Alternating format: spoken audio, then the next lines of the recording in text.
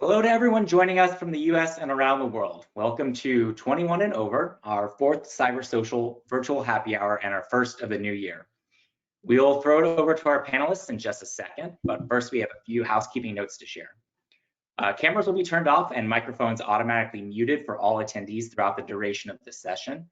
But we do highly encourage everyone to participate in the conversation by dropping your questions into the question bar on your navigation panel. We'll be monitoring this throughout the conversation and we will answer them at the end.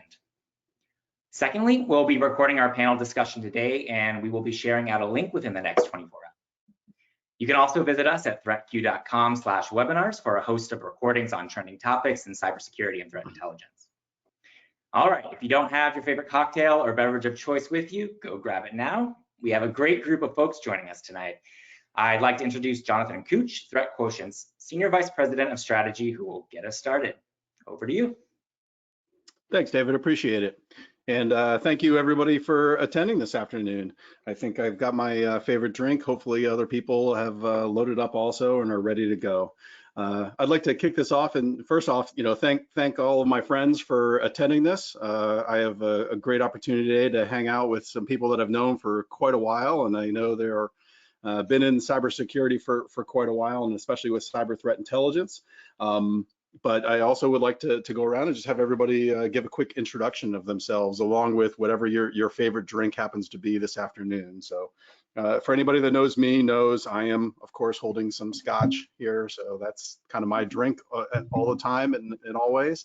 But we'll start off with Aylea. Hi, everybody. My name is Aylea Baldwin. I am the manager for threat intelligence at Reddit. And I guess a little bit about me. I've held a variety of positions in intelligence and cyber threat intelligence across the public and private sector. And I'm super excited to have this conversation today. Oh, and my drink today is also scotch in honor of Cooch. Thank you, Aylea. Kurtis? Hi, I'm Kurtis Minder, CEO of GroupSense. Thanks for having me, guys. This is awesome.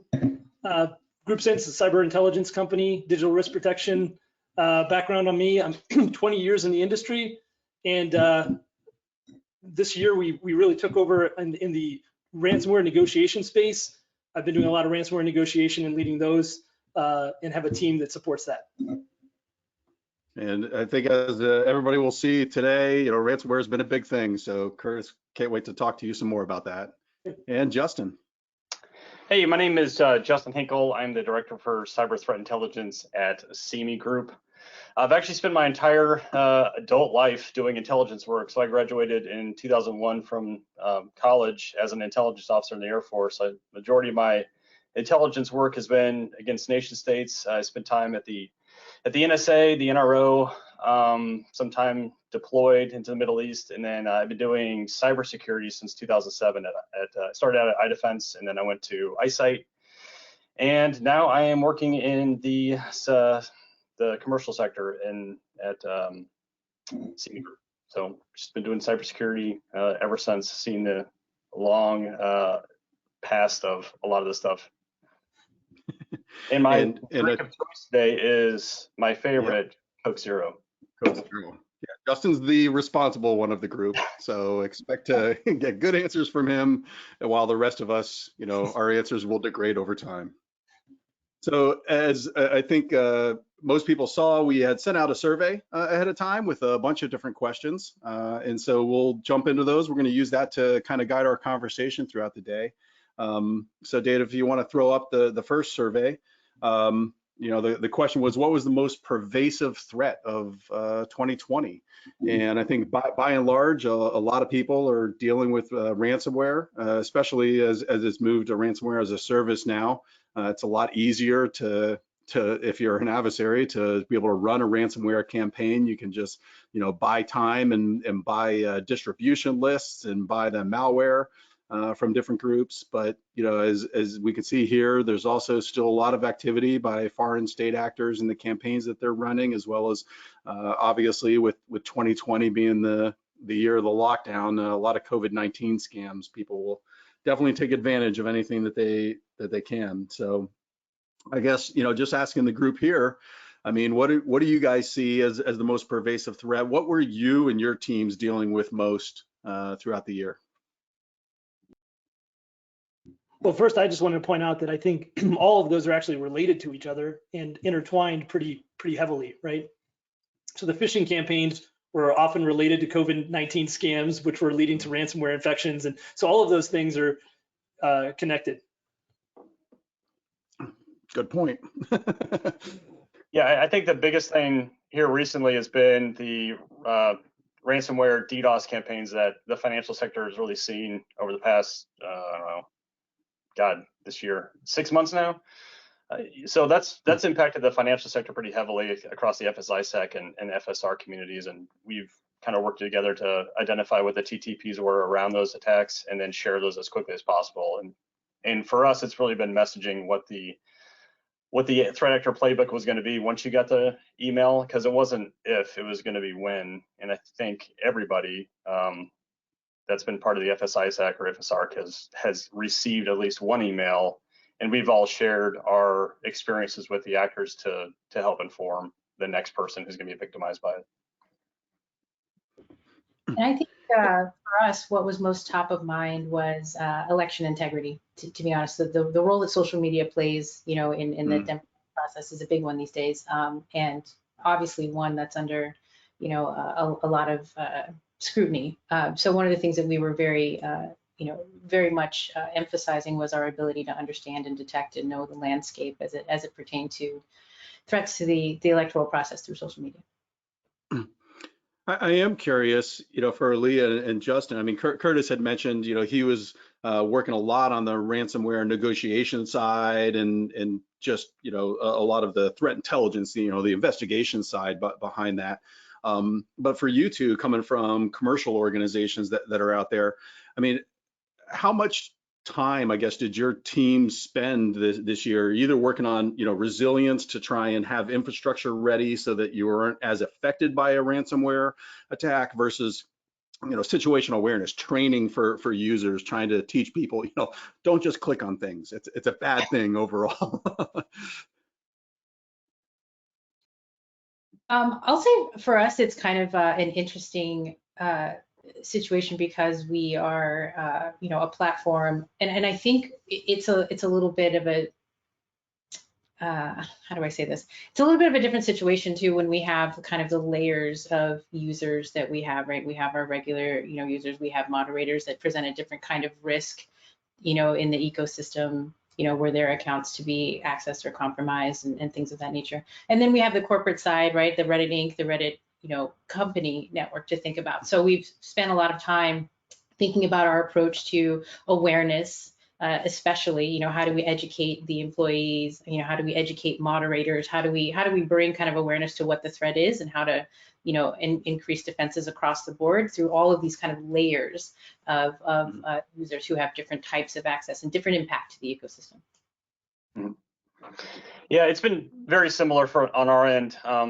From an Intel perspective, I think we probably spend about 75% of our time educating the user base about what the threats are out there. In case of ransomware, it wasn't necessarily, who was going to be targeted individually. It was our public-facing email addresses that they could send emails to.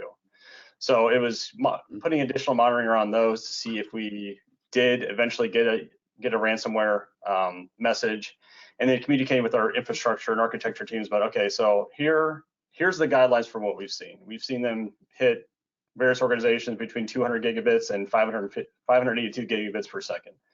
What would we do in that attack? What's our timeline from the initial email to when the DDoS starts? What's the timeline of when they begin, when do they end, when are the peaks? Just trying to get a better understanding of the environment that we'd be working in, because in the end it's an external threat that we can't do much about besides route traffic off of.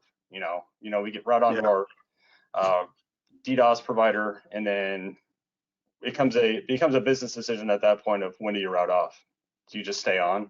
And okay, just stay on, and that's what we're going to do. But does that cause additional problems in the response if you're trying to actually do something in your infrastructure around it? Yeah, and Justin, I mean, I feel bad for you guys because you're often the tip of the spear for the bad guys, right? Their playbooks are iterated. Go to where the money is. Right, they're iterated on your organizations first, and then sort of become standard operating procedure across all the threat actors, right? Yeah, and that's what's been really nice about having third-party providers, having information sharing organizations that you have basically non-disclosures with. It's like, okay, this is what's going on with us. What are you seeing? How are you seeing it? What are your expectations from an attack perspective? Because luckily enough, CME Group isn't necessarily a world-renowned name. They hit most of the big banks before they hit us, so we had a pretty good understanding of what our expectations were from an attack side. And then we took a lot of lessons learned from what we saw, and then leverage that kind of knowledge to make sure that the impact to our organization was very, very small once it happened. I am curious, Kurtis, from a threat intelligence and response provider on your side, I guess, how has your organization approached a lot of this? I mean, are you spending a lot of time, and is it even possible to keep up with all the ransomware variants and their TTPs and their approach to this? Or are you just, are you seeing a lot of people that just don't have their infrastructure ready and don't have the training in place? And so you're dealing, with more of the response side to where, we can't possibly keep up with the bad guys on one side almost. So we've got to deal with the effects of it. Yeah, I mean, of course, there's the obligatory arms race, right? Which is that's standard for what we do. I think we're all used to it. But to your point, prior to this year, many of our customers were buying our products sort of in a proactive manner as part of a security program. This year, much of that shifted to incident-based. Many of our deals were incident-driven and rather reactive. And you learn over time sort of playbooks and patterns of the threat actors, but one of the things we like to inventory as part of that, working really closely, like for example with the IR firms, is the point of entry. How did this get in? And that helps build that sort of tools and tactics on the attacker side. The thing that came out of that was very frustrating though was there's a very small list of very basic things that that most of these companies could have done, and it would have reduced the risk tremendously. And the list is, you can count them on my hand, and some of that was COVID driven. Remote access and unsecured remote access and things like that were certainly a big chunk of the responses we did from ransomware, unfortunately. So we're trying to socialize those things now, free of charge to anybody that'll listen. And yeah. I'll throw out one more question before we move on to the next polling question. But for you and your organizations, what were the biggest problems you faced last year? As far as, would you categorize it as external threats and the problems that they caused upon you? Was it the users of your systems? With people just clicking on things and not necessarily having the right level of security awareness? Is it or was it more program maturity and processes? Is your security team still trying to get up to speed on things? I'm just curious, kind of see where people spend a lot of their time. Aylea?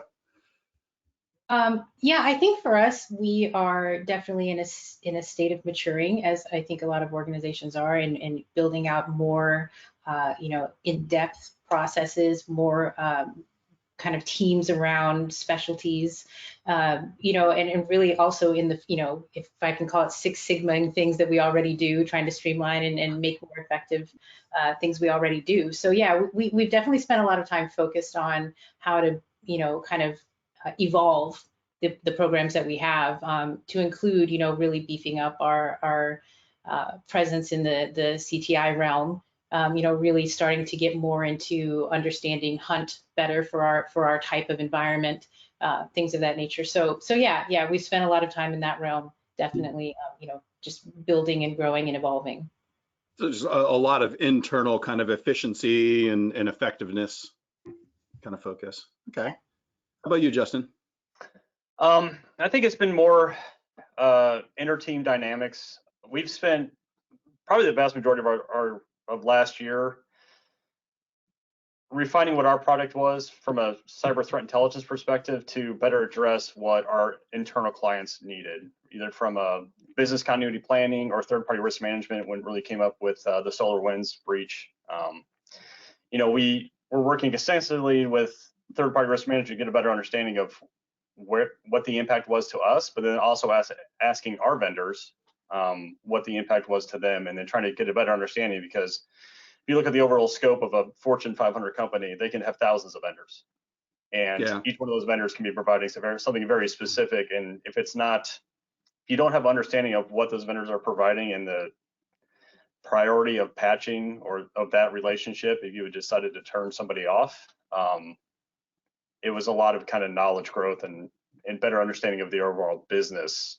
Because we can teach cybersecurity and we can teach employees what they should do and what they shouldn't do, but it's very hard for me to reach out to a third party and try to make them change something. So it's either community-based, where you bring them into your community and you work with intel sharing with them to better understand, so that they better understand what's going on, and try to build maturity across, company to company.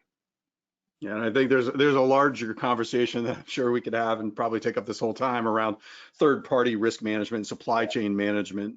That plays into that. Kurtis, for you, I would tweak the question a little bit to sort of ask you, from what has your team kind of been focusing on to be able to provide to your users and your customers, just around, have you primarily focused on external threats and what they're doing? Have you been trying to work with organizations more on their processes, or user training and user awareness? I mean, what have you found to be most effective?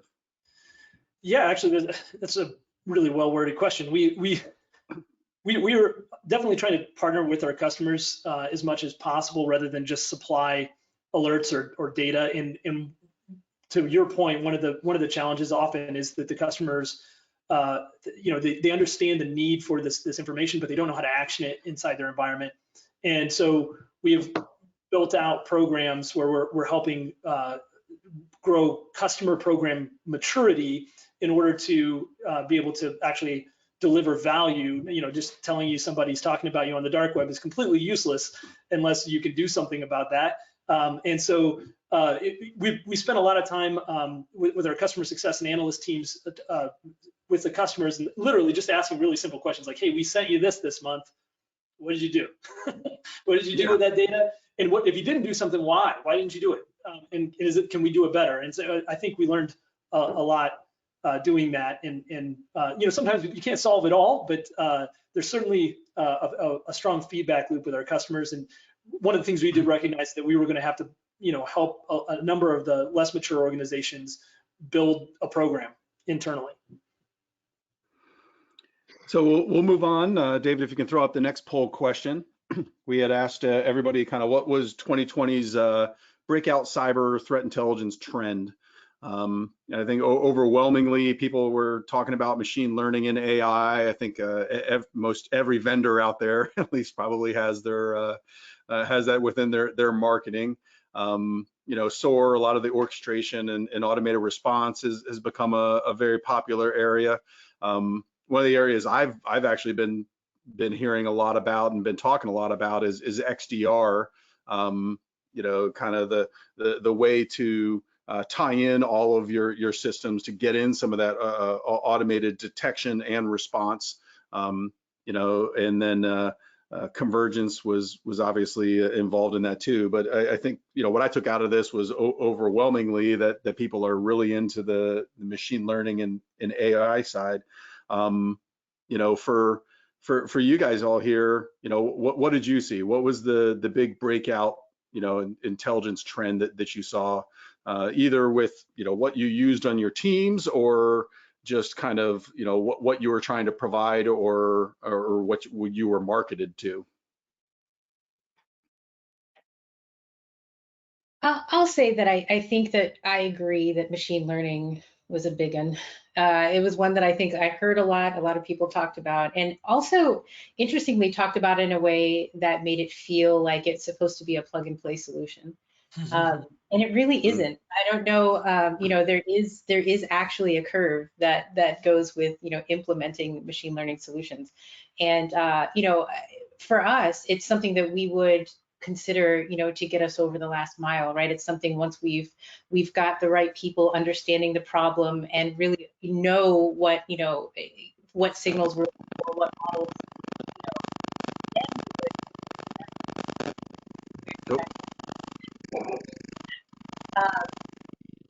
So then we would, then think about putting something like, machine learning in place to just kind of optimize what we're already able to do. Instead of seeing it as a way to kind of bring a solution in and fix all of the problems, which I just don't believe you're really able to do with a lot out there.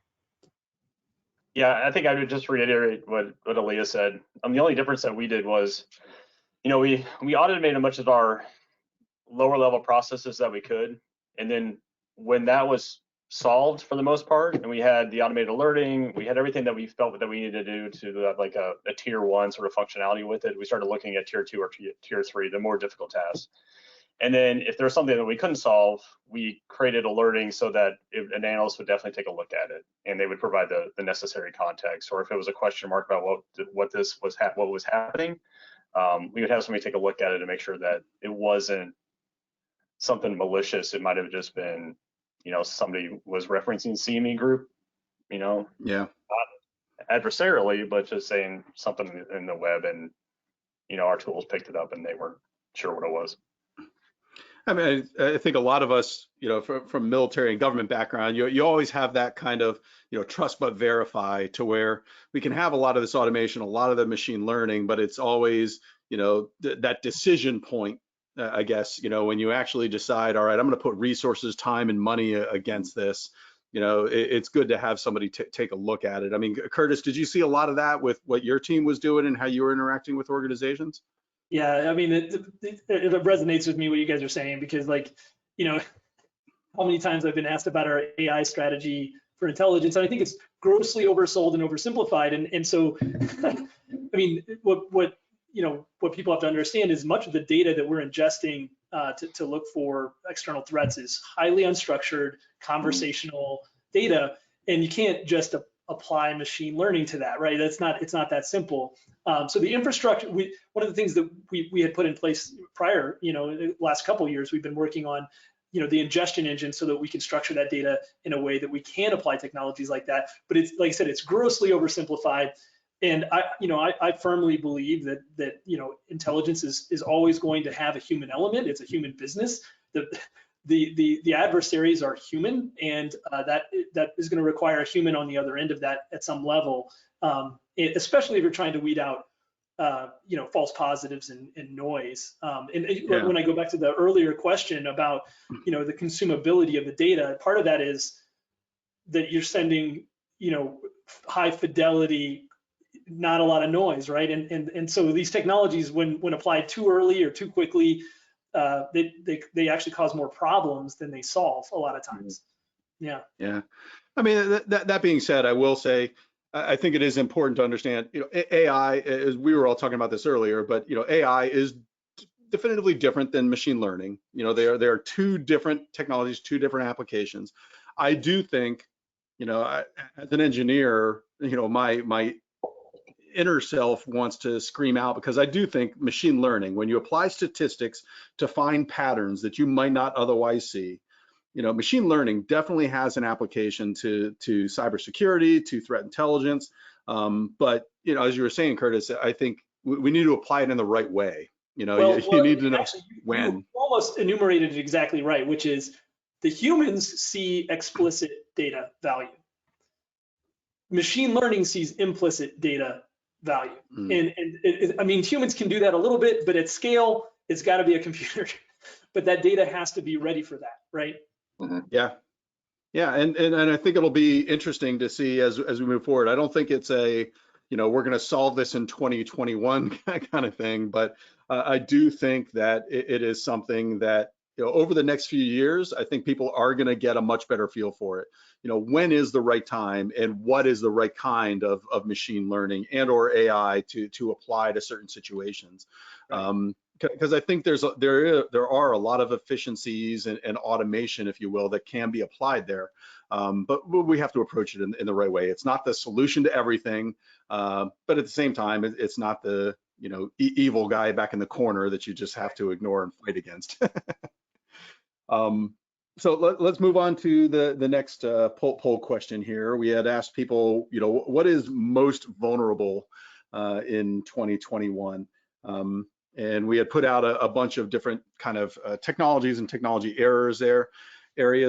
I think this one actually appeared to be fairly evenly split around there. So I almost wish we had a question that had asked, what area do you work in? Because I think we'd find, about 22% of people probably work in mobile IoT, about 20% in critical infrastructure.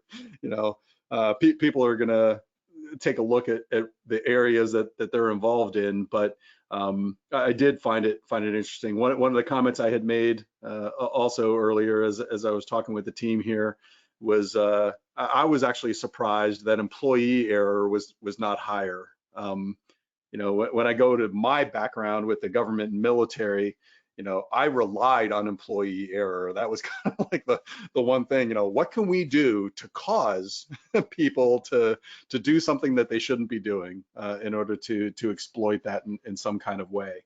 What are your thoughts on this? Well, I agree with you 100%. I actually was thinking when I saw the questions that, employee error would have been my response to.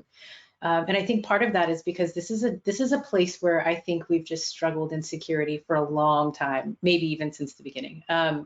We haven't quite figured out as technology changes and the vectors for vulnerability, kind of increase and change, how to make sure that we continue to have like the proper indoctrination, education, whatever you want to call it, for employees, because I think the unwitting insider threat is the biggest, when it comes to your internal corporate security. It's like you were saying, where threat actors are trying to find ways to be able to coerce people to do things, and not that they have intent necessarily to be a source of compromise. So I think that we saw it in a few incidents even last year where the unwitting employee accidentally gave up some creds, and it turned into a newsworthy event for some organizations.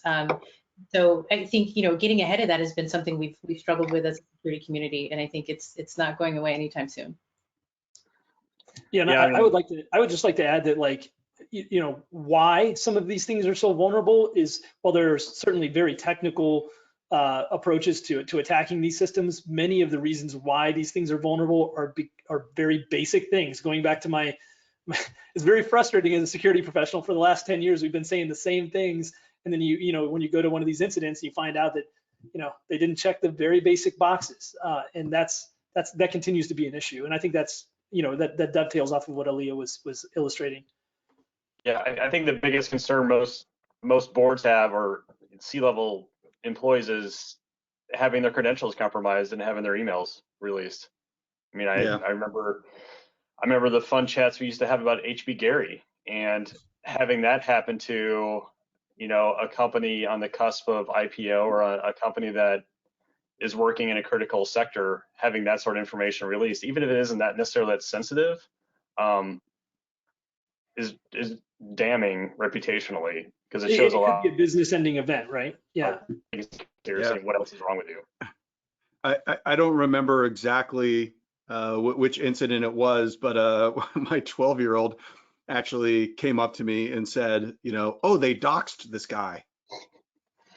And I was like, where did you hear this? And who are you watching that they're doxing? It was apparently some YouTube personality that they sent out all the personal information. And it was interesting just because I had to get into this whole conversation around what doxing was and why it either did or didn't matter, depending on what information was sent out. So it is interesting to see kind of the areas of focus around there. I mean, given what we were asking folks about, mobile IoT, SaaS and cloud-based solutions, critical infrastructure, employee errors, the skills gap, where do you all think it falls? What do you think the most improvements are going to be made in 2021? Do you think a lot of security is going to be applied and improvements will be made to mobile and IoT or SaaS and cloud-based solutions? Do you think there's going to be a larger focus on employees and trying to protect them from things like phishing and ransomware? You know, where do you sit on that? In the world of COVID right now, I think it's going to be mobile IoT and employee education, because that's, if I was a bad guy, that's what I would target. I mean, there isn't a trend out there that you couldn't pull off Twitter, that combining that with COVID to get somebody to click on it. Either, you know, a phishing email with COVID vaccination schedules for everybody or whatnot. To be very, very simple, because it's something that people have in demand. They are interested in the information, and they're willing to kind of look over some maybe security issues to take a look at it. I am curious when a provider is going to find a way to be able to, and there may be folks out there already, so I apologize to anybody listening that's a vendor that's like, oh, I have the solution. But you know, to find a way to better protect the employees. I have a T-shirt I've worn for years, and I know Aylea and Justin have probably seen it multiple times, but it's just on the back of it, it says, because, you know, there is no patch for human stupidity. And I think we've been there for a while. We are going to continue to be there for a while. And I'm curious to see, you know, what's going to be done in the future to try and protect against that. You know, what are we going to do at a user level? You know, some people will say EDR and endpoint detection can help out a lot with that. Other people will talk about, you know, architectures and things, but I still have yet to see anything that really kind of blanket, you know, really helps address the problem in any significant way.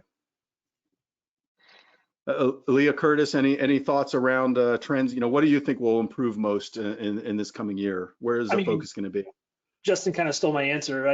I think there's a lot of focus on the remote worker and the potential risks associated with that. And as a result, whether that's the thing that should be prioritized or not, I think that's going to be, you know, top and center for most companies. Yeah, I agree. With everybody having to deal with the distributed workforce these days, that's, I think, of the highest priority for most organizations, is making sure that they're resilient, even with all of these kind of endpoints everywhere. So, and some of that will be through just regular user awareness, right? Not just infrastructure kind of defense, but I mean, not to click on things. Yeah, before we head into the last question around this, I am curious. Yeah, I mean, do you think for the most part, I remember back in March and April when this was all starting, I was doing a lot of interviews and doing a lot of talks around, you know, the distributed workforce and how companies were adjusting to that. I mean, do you feel overall, for the most part, that you know, organizations and companies have a handle on it now, or is it something that you think people are still struggling with? I think it depends on the maturity of the business in general. I think larger companies have they have a leg up in that they have things like VPN and zero trust remote access infrastructure. For everyone else, no, I don't think they have it under control. They're just giving, you know, RDP access to, you know, to the CEO and that sort of thing. And we witness that real time on a regular cadence. So, you know, it just depends on the maturity of the organization. I do think there's also a cultural aspect to it. I remember I was over in Europe, and you know, some of the countries there, they're just very much in person. Mm-hmm. You know, you still go into the office, you go into your desktop that is at your desk, and so when this all kicked off, the thought was, you know, well, you know, it's not like all my employees have a laptop even. You know, right. They all have desktops. I gave them a desktop, I gave them a screen, you know, they plug into the wall, we're good. So there was a lot of adjustment that had to go there, because beyond, you know, all the security requirements of VPNing in or whatever else you may need, there were just the very simple, you know, equipment requests. You know, I don't have any of these basic tools in order to operate. I will, as we go into the last question, I just want to remind folks, you know, we've got a few questions, but you know, if you have any questions for us to answer at the end of this, or we can include them as we're talking, if it applies, please, you know, shoot them out through the interface for the webinar. So David, if you can throw up the last slide there. So our last questions were really around the trends, and what kind of trends you hope really accelerate and take hold in 2021. Obviously, I think as everybody here spoke about, the stronger automation and integration. I think that automation portion, can really help out a lot, as Justin was talking about, with just, doing some of the basic work to get that done, so that your analysts are spending the right time doing the right things in your organization. But still, AI and machine learning, I think, has a large play in that. I think organizations and people are looking to really see, how does AI and machine learning play into cybersecurity in a much more impactful and meaningful way? So, I'll throw it out to you guys. Where do you, which trends do you hope really accelerate? What will help your teams out the most? I don't know if it's a trend, but I would say reduction in misinformation would make my life much easier. No, I mean, Aylea. I think for the most part, Yeah, no kidding. Yeah, my industry is relatively, I'm not going to say easy, but we've done all the easy stuff. So we're a heavily regulated sector. So a lot of the stuff, if we're not doing it, we're being told to do it, and they're holding us to that. I don't necessarily agree with anything on this list, but I would say that trying to better inform the user base about what the attackers are doing, how they're doing it, and then spreading that across all of the employees in a way that is in a consumable fashion that they want to enjoy. That's kind of what our main goal for 2021 is, because I think we have all the data problem down. We kind of need to work on the employee problem and the communication problem. So if we can get those two, I would feel much better from an intel provider. So from an awareness and training perspective, almost. Yes. Excellent. I'll put that under other. So that raises it up to 6%. Thank you. How about Aylea, Kurtis? Yeah. So I'm with Justin on that. That's kind of what I was getting at with my response to the ransomware question. Though ransomware honestly isn't the biggest threat for Reddit. The idea is we still have a very strong kind of feeling around being able to bring awareness to all of the different types of users that we have in our environment. And so I'm with Justin on that. I will say, though, that automation is also important to us, in terms of scaling. I think that I do agree that a strong ability to automate things is usually great when you're dealing with a lot of data, which you can imagine we are.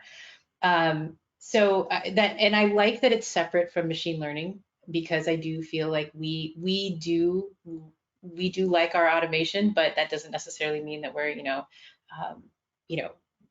bought into the entire kind of machine learning trend and buzz and all of that, and all the way through. So yeah, I'm with the 60% as well, but if I can double dip, I'd also put other on the awareness piece with Justin. And I guess, one of the other questions, there's a second part of that, stronger automation and integration. I mean, how many issues do you deal with on a regular basis just around integration, making sure that information is, shared not only throughout the organization, from like what Justin was talking about from a training perspective, but also just from a technology perspective? I mean, do you find that it's fairly easy to, have threat intelligence be put into the other tools that these other teams are using? Are there challenges that you're still facing with that? How are you approaching those kinds of issues? It's still a work in progress for us. I think, right now the program itself is pretty nascent at Reddit. So we're working through some of that stuff and figuring out the best way to deliver, the best way to integrate, what types of tooling are we going to integrate where. These are all things that are still, under evaluation and construction. There are some things we have that are successful, but I do think that, since we're in a place where this part of our security apparatus is really being born.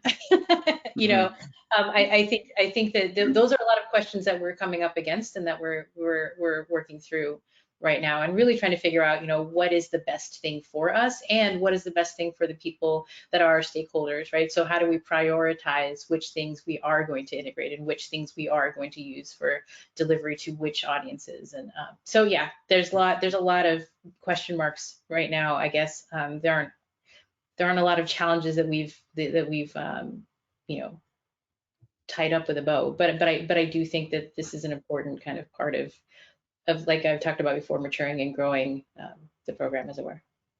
I mean, from a vendor perspective, Kurtis, you know, what are the challenges that you've faced and your company has faced as far as integrating in? I mean, you guys are providing threat intelligence, but then you're also providing the response services. I mean, has integrations has automation been a big issue as you're trying to support your customers? Not as much on our end. And I'm going to make a comment on silos too, but not as much on our end. There's, you know, a lot of these existing SIMs, ServiceNow, and these platforms are largely standardized, and they've already got those sort of escalation paths and everything built internally. To Aylea's point about stakeholders, though, I think there are still some silos that are pretty obvious, that where certain stakeholders are not getting the data they need. For example, risk and fraud. So risk and fraud. The CRO, for example, the Chief Risk Officer, cyber intelligence data is absolutely critical to that mission. But in most organizations, I found that the CISO organization is not sharing, or at least not sharing it in a meaningful way, or a useful way. And so that's something that I've been exploring with some of our business partners on how do we either address the CRO directly or build a delivery method that allows it to be consumable by the CRO through the CISO organization. And so the technology's, I think, okay for us. Like, that's not the challenge. It's more of the internal processes that are a challenge for us. All right, we'll get into some questions now from the viewers here. Well, one of them was just around, you know, related to remote work. You know, should we continue to expect more vulnerabilities related to remote work scenarios? You know, or do you think we're over the hump? You know, are people still targeting a lot of the remote work stuff, or do companies pretty much have their arms around it? Yes, yeah, that's still happening. I mean, we just had like a 0-day, I think, on SonicWall this week, or was it this week? Yeah, I think it was this week. Yeah, so they know it's still happening. I always joked around, you know, years and years ago, back in the early 2000s, the U.S. Army actually announced that they were going to try and centralize a lot of their email through Apple products, you know, put in a bunch of Macs, because there were very few vulnerabilities that had been published against Apple. And so their thought was, you know, if Microsoft has all these vulnerabilities, but Apple doesn't, we're just going to centralize around Apple, because obviously they can't break into it. But in reality, I think most of us recognize the fact that, well, nobody had developed that many because it wasn't that much in use. It wasn't a target. The total addressable market was small. Yes. Yeah, exactly. And so the moment they made that decision, all of a sudden you saw, you know, hundreds of Apple vulnerabilities pop up out of nowhere. I think remote work kind of falls into that, you know, that same case, to where, you know, yeah, I think we will continue seeing it as people try and figure it out, and as companies and organizations work on improving their security posture within this. We definitely will continue to see a lot of that. You know, yeah, any thoughts on that one? Down to, you know, you're a fisherman. You go fishing where the fish are. So yeah. if I'm gonna say you, if I was to target a remote user, I would target the most popular web X clients that are out there. And you know, we saw with SolarWinds target the distribution, and how many millions of people can you affect very quickly? Yeah. Also, like the ransomware operators are clever about sort of developing soft targets. So like picking an industry that has a high impact but likely has low security infrastructure. So like, for example, they're picking on construction companies right now. There's a huge trend of them attacking the construction company infrastructure. Schools, you know, everybody's remote schools, huge impact, but the security maturity of those particular organizations is relatively low. And so the bad guys are not only, you know, targeting just remote work, but also picking very specific industries and sectors that are more vulnerable to the attack. Yeah, I mean, you could also just add some more pain to the healthcare industry by doing some ransomware attacks against major healthcare providers. And yeah, we've actually been working on projects with CISA for supply chain related to the pharmaceutical supply of the vaccines, for example, and those supply chains, and it's stuff you don't think about. It's like the packaging and shipping for the vaccines, or there's the big freezers that they have at the actual pharmaceutical companies, but there's the freezers that go in CVS, which is a different manufacturer, and it's, you know, a small company in the middle of Indiana, and they, you know, they're not ready for this. They're not ready for this level of attention, right? And the bad guys are smart about that. mm-hmm. I have, you know, one final question here that came in was, you know, where are you finding employees to hire? Is it hard to staff right now, or is it not hard? It's, I find that question very interesting, just because, you know, I know we've been trying to hire at times, and it's one of those odd situations to where a lot of people in security, I think, are fairly, you know, secure in their jobs and positions. So it can be very difficult. But at the same time, with COVID and everything else going on, there's also a lot of people, oddly enough, you know, looking to move, looking to try new things and get involved in new areas. You know, how have each of you experienced, you know, employee hiring? I mean, it's hard. It's hard finding qualified candidates that want to work in the financial sector. One, they want to work from home. You know, in the past it was like you work in the office, but I think everybody's come to the realization that you can all do your work from home, so that isn't necessarily as big of an issue. But it really depends on what the role is. If you are looking for somebody more senior, obviously you're gonna have to pull them and recruit them from somewhere else if they're comfortable. Other members, if you're looking for somebody to train, you can pull them out of school, most likely, or get internships and use that as a bridge into your organization. There's no easy way to go about this. It's going to be very difficult over the next year to, one, recruit people to work in a position where it's not remote, or pull them from an organization where they're comfortable into a new area, especially in the world of COVID right now. I mean, we've had people that we had signed on to jobs, and this is the beginning of the pandemic, that refused to make the move. I think one of the things that was hard for us is, you know, recruiting aside, which you know, to Justin's point, is difficult. When you do find and hire the person, getting them sort of indoctrinated into the company culture. We're a relatively small organization, so the culture and culture fit is really important to us. Where we used to fly those people in and hang out with them for 2 weeks in the corporate office and get them, you know, take them out for a happy hour, and everybody got to know each other in the vibe. That's not a thing we can do. And so, you know, this year we hired a number of people that, you know, I've never met. And so how do you replace that sort of indoctrination? The culture indoctrination part has been difficult for us. I'm going to be a little in here if I could. Oh, yeah. Go for it. I feel like we've had a great situation with hiring, and we happen to be in a phase where the company itself is growing, and we have had a great, from my visibility, you know, a great talent pool for the roles that we've opened in our group, and hired some great people. And to be fair, culture is also something that's really important at Reddit, and somehow this company has been able to put together a team that is completely involved with that mission, with like maintaining, dispersing like culture. And even as a remote employee myself, who's been remote from the very beginning, I have really felt like a part of this organization, like anybody who's been in the office every day. So I don't know I guess plug for Reddit. I don't know, but no, we've had a different experience, I guess, when it comes to hiring. It's been fairly good, I think, very good, to be honest with you. I'm willing to do the plug. Everybody should work for Reddit. There was a kind of related question that came in. You know, Aylea and Justin, you guys specifically have moved from, you know, an Intel provider, you know, a vendor working with me at iSight, and now you're in the commercial space.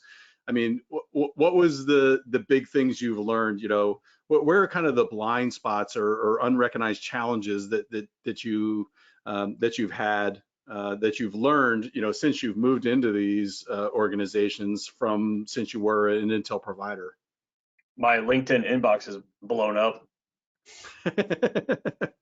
I'm sorry, I told you I would try to stop messaging you. You know, it's kind of a mindset. You go from being a provider to being a consumer. So one, you're dealing with a budget.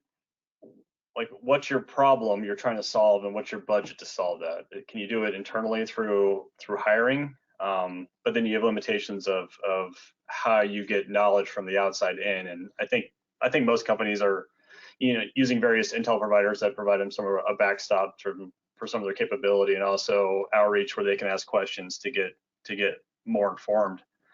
But I think you really, as you know, a company providing Intel to the company, you really have to get a better understanding of what your issues really are. And either you need to go do outreach, just as you would if you were providing a product. Like, what's the issue that you need solved, and we'll create a product around that. Is it something related to ransomware? Okay, we'll start writing more on ransomware. Is it something more with employee education? Okay, we can write communications for all employees that they can go through, like best practices.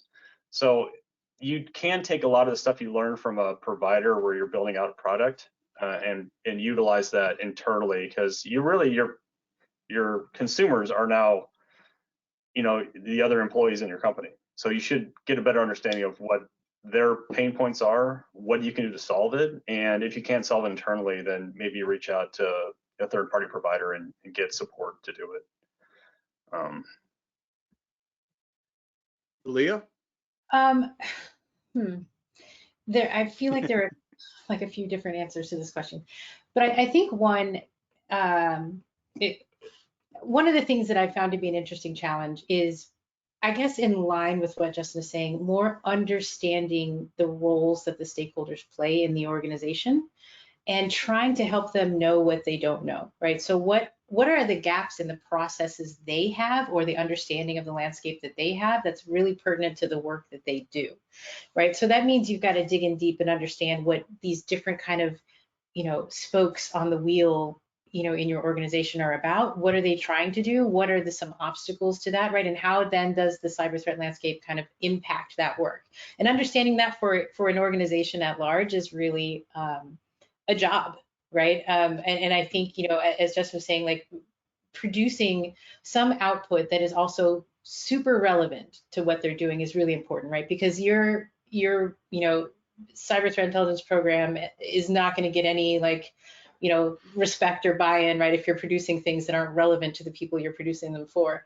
So I think, you know, for me, one of the biggest things that's been an eye-opener is really understanding the kind of you know, in the weeds operations that happen inside of the orgs, to be able to say, I think you need this. I think our team can look into this and produce that, you know, and having kind of big dreams about what outputs can then, you know, service the different parts of the org. Excellent. Well, I wanted to, we're getting near the top of the hour, so we're going to close this out, especially as the sun is now setting on me, as I think many of you can probably see with my my video here. I did not close my shades properly. So, but I wanted to thank you all very much. Here's to you. Cheers. Salute. And toast. Thank you very much for your time and for joining me today with all of this. And I hope, you know, we can really come and get together again and chat again sometime soon. So thank you, everybody, for attending, and appreciate everyone's time. Thanks. Thanks, everybody.